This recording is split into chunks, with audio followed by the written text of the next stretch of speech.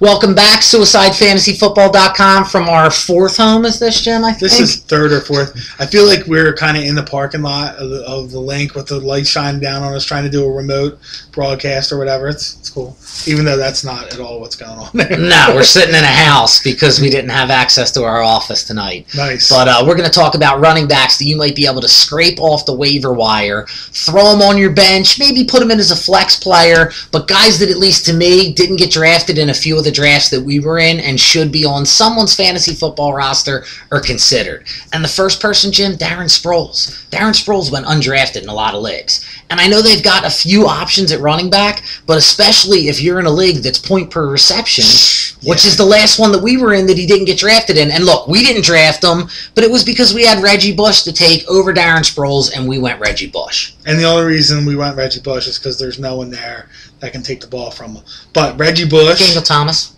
Reggie Bush is not as good as Darren Sproles, and Darren Sproles is going to show it this year. He's going to be what Reggie Bush should have been in that offense. But still, he's someone to pick. He's another argument. Totally. We've had that here already. But all right, you like Jason Snelling. I'm not a huge I like Jason Snelling for two reasons. He's big, he's powerful, he can run people over, he can catch the ball, and somebody, if you didn't draft Michael Turner, and if you did draft Michael Turner and you didn't pick Jason Snelling, that's just a scoop up you can have. Put him on your bench, and week 4 when Michael Turner gets hurt, now you got a big bruiser back that finished like in the top 30 in points last year for running backs.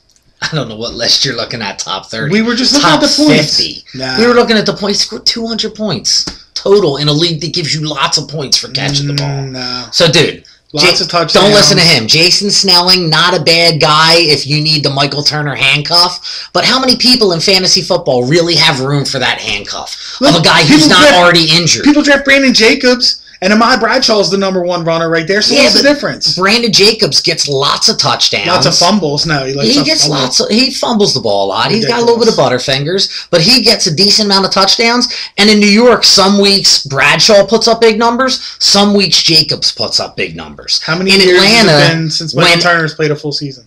He's only played 1 full season. Correct. I will say that. But he was back up to LT most of his life. He's been with Atlanta 4 seasons, and 3 of the 4, he's been hurt for at least 4 games. Yeah, that's not bad for a running back. 12, 13 games out of a running back, that's decent numbers. So listen, if you can put 4 people on your roster for running backs, I'm not taking a Jason Snelling. If you need someone for a week, and Turner is even dinged up a little bit and not 100%, grab him, take a shot at him. I'm all right with that. Now, your next guy, Ryan Terrain, you just got a man crush for Ryan Terrain because last year you said he was the dude. You know who's got a man crush for Ryan Terrain? Mike Shanahan. Mike Shanahan. And Mike Shanahan is a moron. And almost cut him. He barely made the team. Yeah, he barely made the team when he gave him a shot last year. He dominated. Remember how he dominated? The Eagles ran over people. He got in there. He came from Denver, went to the Redskins. He's been following Shanahan around for a while. Shanahan's trying to smack him around a little bit because he came in a little bit overweight, took it for granted. By week 3, dude, Tim Hightower is a joke. No, Tim Hightower is a fumbling machine. Come on. You like his dreads. Well, let's be you for always real. think I like people's Let's dreads. be for real. Dude. Tim Hightower is a bum. He No couldn't way. even stay on the field in Arizona. One of the most underrated backs in fantasy football this There year. you go. Especially That's in the PPR knowledge league. that you're listening to right there. Nah. Tim Hightower. The only person that thinks that is Quentin Demps. That's the only person that thinks You're crazy. Tim Hightower They went to the is same underrated. school, whatever. Now we got ran over in the NFC Championship game. Remember Hightower? Oh, yeah. To get into the end zone. That's it. Keep going. Who else? Ricky Williams. I like Williams. Ricky, especially in the touchdown league, I think he's going to take some goal line carries away from Ray Rice. And that's a guy who, if Ray Rice gets dinged up, Ricky Williams probably still got a little smoke left in the tank, let's call it. TD only leagues or non-PPR leagues, he's a good 4th.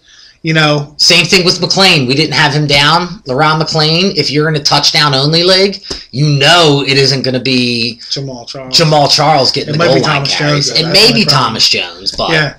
He's another guy. Thomas Jones, not a bad guy. Because I don't think Jamal Charles is going to be anything near whatever he wants him to be this year. Give your last guy your favorite dude in the world. Dexter McCluster. Speaking of the Chiefs, I do like Dexter McCluster a little bit. He was wide receiver last year. They're going to try and get him a lot more I can't even say balls with you because you're just going to giggle like you're in third I grade. say balls a lot. They're going to put the ball in his hands a lot, whether it's out of the backfield, giving him some opportunities to run the ball. He's not just going to be a third down back this year. So out of all these guys, if I've got someone I just want to take a long shot flyer on, you're Ryan Terrain, I'm Dexter McCluster. Can't you have somebody whose last name is Dixon or Preston or something like that? We'll get to wide receivers. I do have Preston. Nice. Not Dixon, but I do have Preston. Nice. So, all right, that's the running backs that we think you should be looking at if you need to fill someone in. I'm not picking any of these guys in Suicide Fantasy Football. No, oh, dude, one guy we missed, Jonathan Stewart. How is Jonathan Stewart getting overlooked? He's a guy who splits carries and still goes for 1,000 yards. Mike Goodson and... They had Mike Goodson when he ran for 1,000 yards with D'Angelo Williams. Yeah, I don't know. If one of those guys gets hurt, Goodson's an option. But really, Jonathan Stewart's a guy who... They got Scam Newton playing quarterback there, so you know they're putting 13 in the box. I'm just saying, of all the dual running backs, of all the dual backfields, I like Jonathan Stewart over all of them. No way. Who do you like better than him? I like Ronnie Brown. I like Ronnie Brown better. I like Brandon Jacobs better. I like Jason Snelling better. I like Snelling over Jonathan Stewart?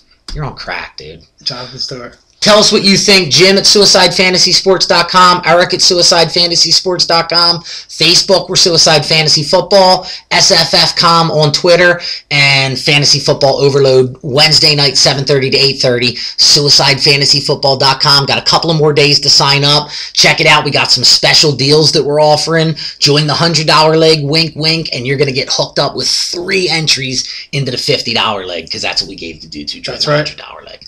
So check it out. Signing out. Butts and Butts coming back with more wide receiver and tight end action of who didn't get drafted.